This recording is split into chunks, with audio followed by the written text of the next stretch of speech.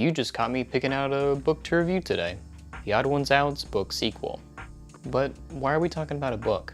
Well, here on the DaftPina channel, we dive into people, products, and ideas to help the audience with their creative endeavors. And learning from your mistakes is the key to improving in art, especially when it's some of my mistakes. Now, this review will really mainly focus on the sequel of the book, since I already did a review of the first one 2 years ago, but there will be a section where I compare the two, so stay tuned for that. This is TheOdd1sOut's book, Repeated Mistakes. But what isn't a mistake is today's sponsor, Ridge and Fillmore 9. This video is firstly sponsored by the Ridge wallet. It's sleek, light, and industrial. I don't like carry around cash, so having this non-folding small piece of metal in my pocket is quite nice. Not only does it hold up to 12 cards, but you can also have a money clip or slip to hold your cold hard cash if you wish to do so. Using coupon code DaftPina, you get to have 10% off your order, and the people over at Ridge are so confident with their products that you have a 45-day period to test it out. Get it for your mom, dad, yourself, friend, or anyone else in your life that needs an RFID blocking card protector, and I'm currently using the turquoise one as it matches my look. And along with my look, let's jump into this book. Actually, no, it might be first better to find out who James is. So let's get right into the Tumblr messages! For those of you first being introduced to Robert James Rowison, he's better known online as TheOdd1sOut. The Arizona-born son of an author, James began as a comic artist, and then he decided to make animations. Over time, his art style changed and developed into this blob character. And his original character, or OC, does a great job at selling itself. It's a simple to draw character, so much so that with this nearly detailless design, it actually makes it easier for the audience to put themselves in his shoes when, well, he has a story to tell. I mean, would you have listened to him if he looked like this? Over time, he grew to about 10 million subscribers and helped foster a new animated community on the YouTube platform. Apparently I was hashtag relatable enough to connect with millions of people, and it took my channel to where it is today. With that kind of money, power, and fame comes merchandising. No, I don't mean cool t-shirts and hats you can buy right now to support my channel. I mean plushies, costumes, board games, and even 2 books. Now, I have made videos in the past regarding his board game and first book, but as I said before, we should probably summarize the first book. Mainly since it came out 2 years ago, I mean, times change, people change, so let's dive on in. Also, do you want to see the drawing I did? Using the Gammon PD2200, because I know you'll probably ask about in the comment section, I drew this fantastic masterpiece. Look at it. Look at the tablet. Look at the drawing. I did that with that. Isn't art amazing?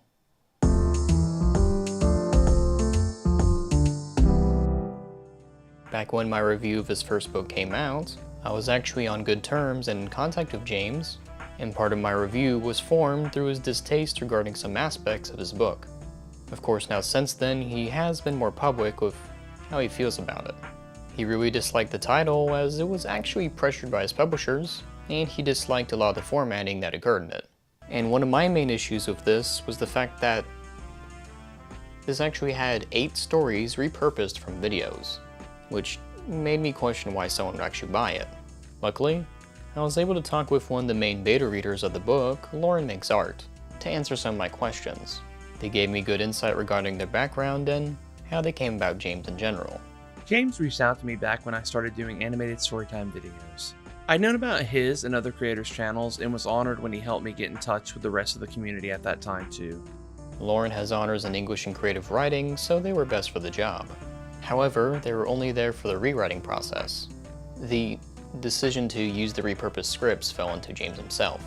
While there were a few original stories in the book at the time it was being written, the majority were in fact video scripts, yes. A lot of the reworking process for those stories involved reshaping the text to better be understood without necessarily seeing the pictures. We wanted to make sure that someone reading one of the stories out loud without visuals still made for an entertaining listening experience. Regarding the writing of the book, the videos will always be superior as James's comedic timing works better in animated form. and you can't really judge how someone might read your book, so some of your jokes might fall flat. Foreshadowing. And although I dislike how this book is mostly repurposed scripts, that doesn't negate the hard work that Lauren did translating it to print form, especially since they weren't part of the writing process as they were part of the rewriting process. And now's a good time to mention that they were only the rewriter for the first book, and now's a good time to thank them for speaking with me regarding their work on the first book. Thank you, Lauren, and have a good day. Which, on another note, is where Pantsu's Pajamas comes into the picture. Or drawing, you can say. She's a good friend, and it was actually pretty daft of me, to not include her in the first video, as she worked on both of these books. Well, for the first book, I was a colorist, yes. Every now and then, I would have to maybe line a couple of images, but it was definitely primarily, I was just brought on to color the images that were already set in place. And for the first book, she actually had a tough time transitioning from computer to book due to the different coloring process. James just had particular color palettes that he always used in his videos, and from there we were just told to, make the images look as nice as we could visually. But definitely now when I look back at that book and I look at the images, some of the saturation is just terrible. Some images did not translate well onto paper, and it just shows. It looked far better on a sci file or a program file or whatever. And sure, we did have people like Vops and Rush again who worked in like Photoshop or Clip Studio, and perhaps they might have tried taking that into account a little bit more, but like per instruction we just tried to use the color palettes that James has always had because we wanted to stay true, to what people were used to. And in some images that worked out well, and in others it was a bit of a flop. So for both Rushlight Invader and Pantsu's Pajamas, the switch affected certain colors. And while they worked on the drawings of this whole thing, Sabrina Bowers designed the book, which between James and I, we agree it didn't turn out so well. And this was not a printing or budgeting issue, as talking with PJ, she told me about their experiences with it. I don't believe there was too many budgeting issues that required us to necessarily make it so that there was any kind of like lack of color. They could print just about anything. It was just sort of easier for production to keep it moving forward without using backgrounds, but as some people also might have noticed, every now and then it was a little difficult to envision what images would and wouldn't look like without a background to supply it there, because a lot of images didn't have a border, and in certain cases, at least that I felt when I looked at the final project, it kind of worked against us a little bit visually. Some images floated in space too much, there was improper alignment, and that was something that I don't think we entirely thought up ahead of time as we were going ahead. I think we thought that the final product would be a lot greater than it was. It was still fairly good for what we got, but it was a first book, and we didn't exactly, I guess we didn't think too much ahead as far as how that would translate when it was actually printed on a page. Of course, we could cross our arms so hard our elbows break, and point out every design mistake in a 40-minute video, but why? The author of this piece already acknowledged their mistakes, and going as far as joking about it for his next one. I already fixed them for the second printing, but I'm just going to show you these mistakes now. But don't think of this as me pointing out the mistakes. Think of this as an exclusive sneak peek. Whoa! But I can talk about a story that resonated with me in the book. And that story can be seen in Chapter 3, page 43. James talks about how he was born with an indented chest, and I was actually born with the same thing, a lot more severe. I had to get surgery in 2016 for it, and I even had 2 metal bars put in my ribcage, or else my ribcage would pierce my heart. Youch. The worst part about it was between 2016 and 2017, as I kept waking up in the middle of the night with searing pain, causing me to hate being awake. But in late 2019, it was time to take them out. The bars, not the ribs. And I was updating Twitter through the process. Follow me there for general updates about videos. I had the bar removal surgery in December, and although I now have the irrational fear my ribcage will collapse at any moment, I feel way better than I did before, and I even have 2 metal bars I can climb together. That's fun. I mean, what's better than 1? 2. Let's go look at the second book now.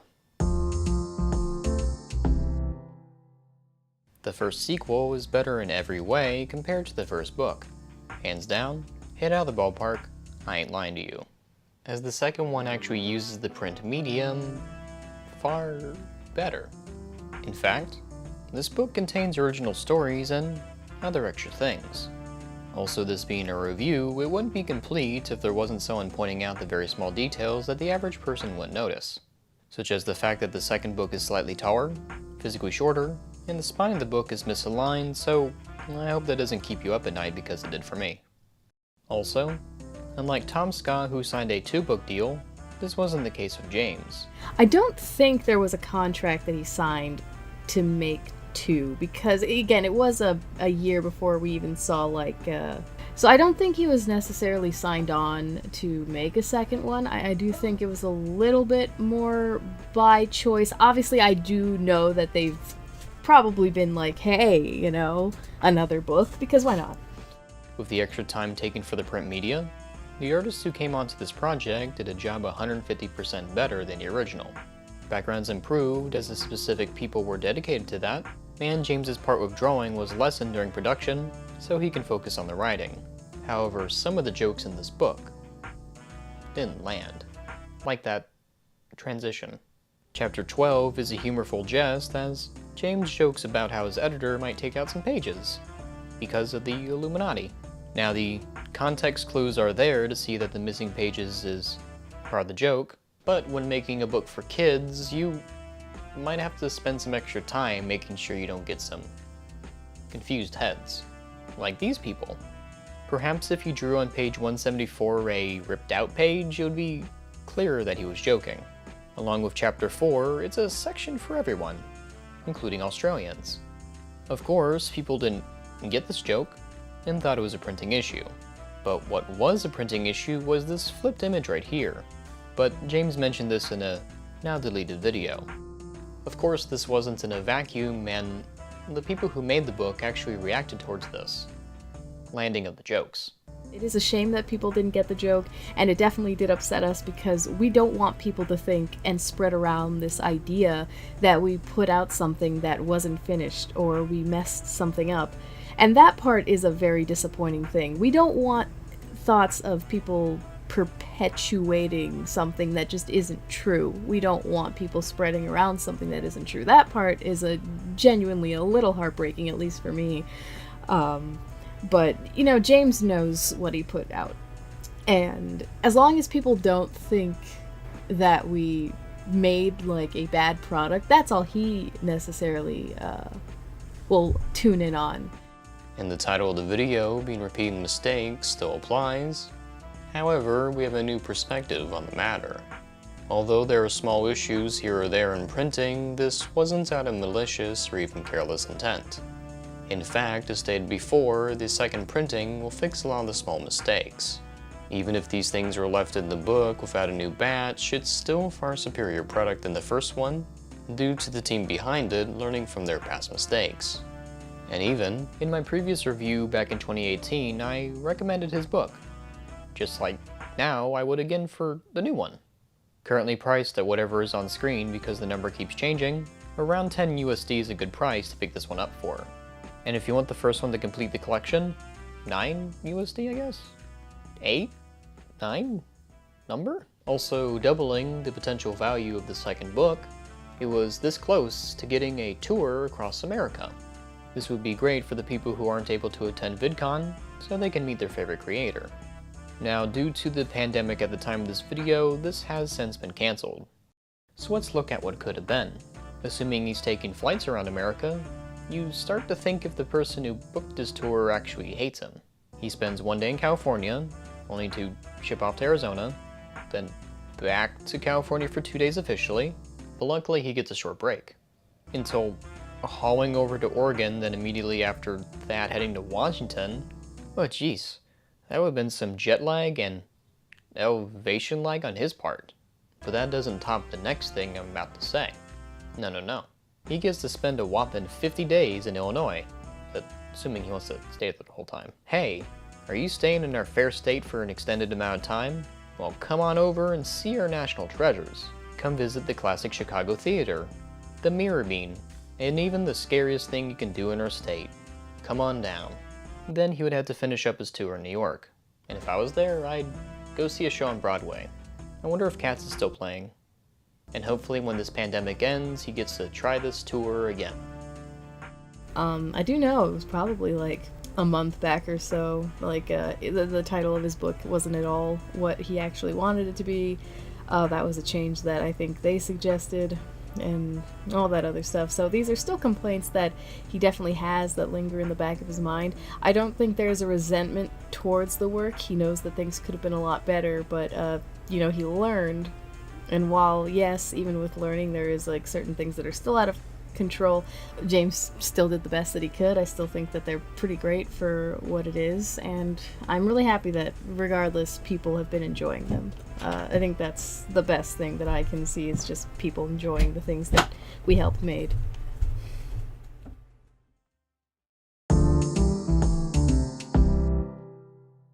Overall, a lot was learned from the previous book, and it actually fulfilled a more creative side to James we hadn't seen before. And although there are some repeated mistakes, such as issues with design and framing, it's nothing to sneeze at in regards to me about to cross my arms. And a cool factoid regarding the video and, well, more specifically the first book, is that it actually means a lot more to a person that spoke in the video. A lot of people don't actually have any idea of when I started working for James. They kind of just think he picked me up some point along the way to help him with videos, but the book was the very first thing that I ever did for James, period. Before I ever started working on videos, he assigned me to work on the very first book that the Odd1sOut channel ever released. This video wouldn't have existed if it wasn't for people like Lauren, Pants' Pajamas, and even Rushlight Invader. I appreciate them for taking time to speak with me in the video, and to give you insight in their process with the books. This video is also brought to you by Filmora9. If you're an up-and-coming channel and want to use a fantastic, easy-to-use, and free editing software, then this should be your first pick. If you're familiar with Premiere but don't want to pay premium prices, you'll love Filmora9. And who can forget its wonderful array of effects within transitions on items. Drop shadows and chroma keys are easy to use, but if that's not enough, you definitely need to check out Film Stocks where you can download even more packs. Go check it out today and get creating. Now, go do it. Right now. And a special thank you to my Patreon people. As you can see on screen, these lovely folks are helping support my content. For now, I'm gonna head off this dusty trail and go do something else. And while I'm away, you should comment below if you've read the book. See everyone another time, and don't forget to have a